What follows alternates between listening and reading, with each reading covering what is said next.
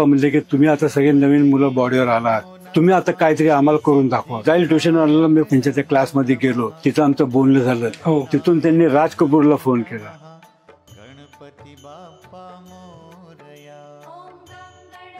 एखाद्या मंडळाने 80च्या किंवा 90च्या दशकात रंगराजन किंवा आरके स्टुडिओ सारखा महागडा आर्ट डायरेक्टर आणणं हे एखाद्या मंडळाला तसं बघायला गेलं तर शक्यच नाही. आज हॉलिवूडचा एखादा आर्ट डायरेक्टर आणणं म्हणजे त्यावेळेस आरकेला तुम्ही घेऊन येणं, कसं काय सगळं जुळवून आणलं बरं?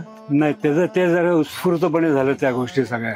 बरं, म्हणजे एक त्यावेळी आमच्या कार्यकर्त्यांनी एक चैतन्य का की त्यावेळी आमच्या मधुभाऊ आप्पासाहेब, त्यावेळी असं ठरलं की सगळ्यांनी मोठे काही वरिष्ठ म्हणजे कार्यकर्ते होते आमचे, त्यांना आपण अध्यक्ष करा. पण त्यावेळी आप्पासाहेब थोरात आमचे मंडळाचे अध्यक्ष झाले त्यावेळी.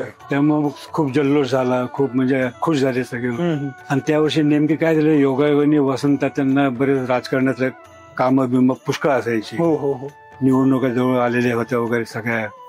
आणि परत यांना दिल्लीला जायला लागायचं. बरोबर, की झुणका भाकरीचं कामं असायची, इंदिरा गांधींना बोलून आणायला वगैरे. त्यामुळे यांना काही जमत नव्हते. म्हणून त्यावेळी आमची सगळी नवीन बॉडी फॉर्म केली होती, यंग. त्यावेळी यंग मध्ये मग त्यावेळी मी जनरल सेक्रेटरी झालो होतो मंडळाचा. कोणी हुले खजिनदार झाले होते, रमेश खन्ना कार्याध्यक्ष वगैरे, आप्पासाहेब अध्यक्ष झाले ते. तर त्यावेळेची ती घटना होती. तर म्हणले आप्पा म्हणले की तुम्ही आता सगळे नवीन मुलं बॉडीवर आलात, तुम्ही आता काहीतरी आम्हाला काहीतरी असं करून दाखवा, जेणेकरून आपल्या मंडळाचं नाक राहिलं पाहिजे, माझं नाक राहिलं पाहिजे. तुम्ही असं काहीतरी करून दाखवा. मी म्हणलो ठीक आहे, आम्ही प्रयत्न करतो. म्हणलं नाही, एक कराच, काय तुम्हाला अडचणी येतील मी तुमच्या पाठीशी उभा. ठीक आहे, तसं झाल्याप्रमाणे बाकी सगळ्यांच्या डोक्यात विचारचक्र चालू होतं, काय करावं, काय आप्पा तर आठले म्हणले. ती बातमी मी सगळे सांगितली. मग आम्ही जाईल ट्युशनवाल्याला मी फोन लावला, त्यांनी आम्हाला ते अपॉइंटमेंट दिली. त्यांच्या त्या क्लासमध्ये गेलो, तिथं आमचं बोलणं झालं. तिथून त्यांनी राज कपूरला फोन केला. ये तो आप भगवान का काम बोल रहे, अच्छा मैं संडे को रेस कोर्स में आता हूँ, आप मुझे मिलिए. मग रविवारी आपण जाऊ भेटू म्हणले. तो पण काहीच नाही, काय चाललंय मी तर बघतच बसलो, हैराण झालो या सगळ्या गोष्टी. राज कपूर काय, ते रंगराज काय, मी तर एकदम शॉकच झालो. नंतर आम्ही रेस कोर्सला गेलो त्याच्यानंतरच्या रविवारी, तिथं राज कपूर भेटले. तिथून त्यांनी रंगराजला फोन केला, असं असं गणपतीचं काम आहे.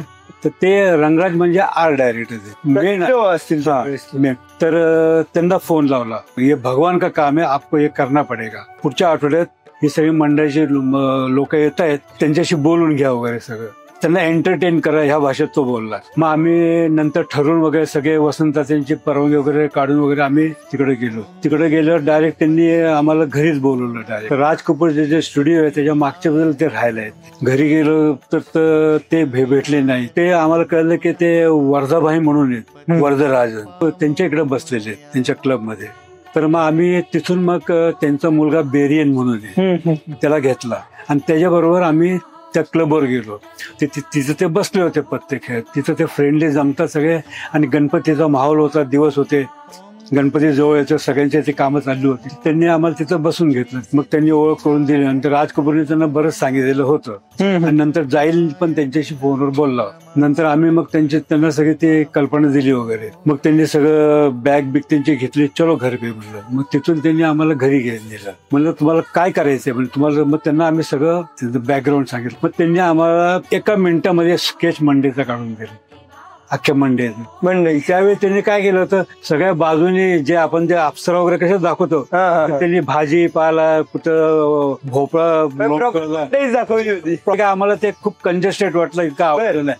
ते म्हणजे कुछ दुसरं नाही हो सकता की अच्छा नाही पसंत आहे की सोचणं वगैरे. ते माझं लक्ष गेलं त्यांच्या भिंतीवरती. तर त्यांची एक भिंत आहे ना अशी सगळं त्या समुद्राचा सीन आहे, वरती आकाश, खाली समुद्र आणि खाली खाली शिंपले वगैरे सगळे पडलेले. तर म्हणलं हे तर काय जमणार नाही का म्हणलं, ह्याच्यात तुम्हाला काय घेता येईल का.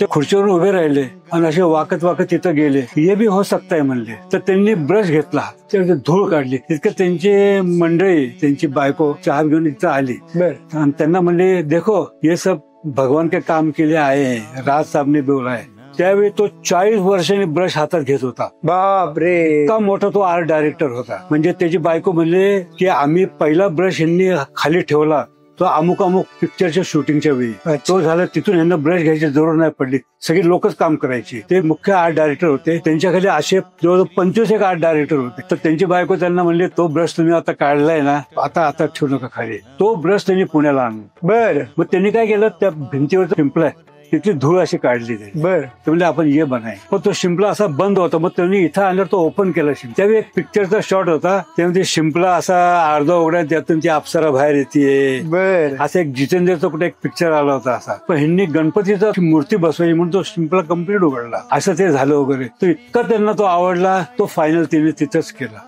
ज्यावेळेस तो शिंपला किंवा ते अख्खा देखावा इथे बसला, पुणेकरांनी खूप मोठा प्रतिसाद दिला होता असं त्यावेळेस म्हणतात. आता हे पेपरमध्ये डिक्लेअर व्हायचं, या मंडळाचं काम चालू आहे, त्या मंडळाचं काम. आपल्या अखिल मंडळाचं काम RK स्टुडिओवाले करतायत. त्यांच्या आर्ट डायरेक्टरला अशा ते येऊन इथं करतायत. प्रेसने तर दिलं सगळं छापून. त्या दिवशी बसून तुम्हाला कल्पना येणार नाही, गणपतीची गर्दी होती ती रोज संध्याकाळी गणपतीची गर्दी व्हायला.